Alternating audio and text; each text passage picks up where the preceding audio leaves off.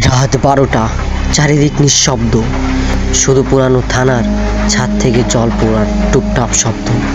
এই থানার শহরের সীমানার একদম শেষ মাথায় ছিল। বহু বছর ধরে বলা হয় এখানে রাতে মানুষ থাকে না, তবুও ডিউটি থাকে পুলিশের।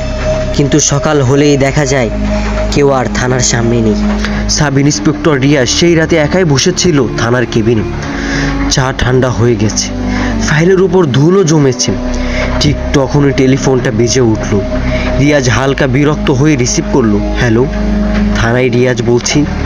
উপাস থেকে নিঃশব্দ, শুধু এক নারীর ভাঙা গলার শব্দ। আমার লাশটা নদীতে কেন ফেলে দিলে রিয়াজ? ফোনটা কেটে গেল। রিয়াজ থমকে গেল। এই কণ্ঠটা সে ভালো করেই চেনে। 1 বছর আগে এই থানাতেই এক মেয়ের ধর্ষণ খুনের মামলা হয়েছিল। মেয়েটির নাম ছিল নাজিয়া আক্তার। মামলাটা ধামাচাপা পড়ে গিয়েছিল, কেননা অপরাধী ছিল স্থানীয় এক বড়লোক নেতার ছেলে। রিয়াজ তখন কেসটা বন্ধ করে দিয়েছিল টাকার বিনিময়।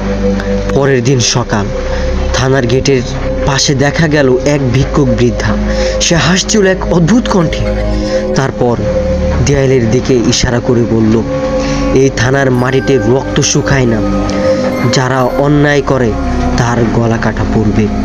সবাই হেসে উড়িয়ে দিল। কিন্তু দেখা গেল থানার পিছনের দেয়ালে রক্তের দাগ, তাজা রক্ত। রাত 9টা, কনস্টেবল নুরু একা বসে রিপোর্ট লিখছে। হঠাৎ বাতিটা নিভে গেল। চারপাশ কালো অন্ধকার। একটা ঠান্ডা বাতাস ঢুকে গেল ঘরে। নুরু শুনতে পেল চেইন টানার শব্দ, যেন কেউ লোহার দরজা টেনে খুলছে। সে টর্চ জ্বালাল, আর তখনই দেখল লকারের ভিতরে বসে আছে একটা মেয়ে। চুল ভেজা, ঠোঁটে রক্ত, চোখে ফাঁকা গর্ত। সে ধীরে ধীরে হাসলো।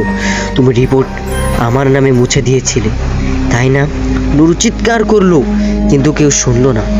সকালবেলা তাকে পাওয়া গেল থানার বারান্দায়, গলা কাটা, চোখ খোলা, মুখে জমেছিল রক্তের ছাপ।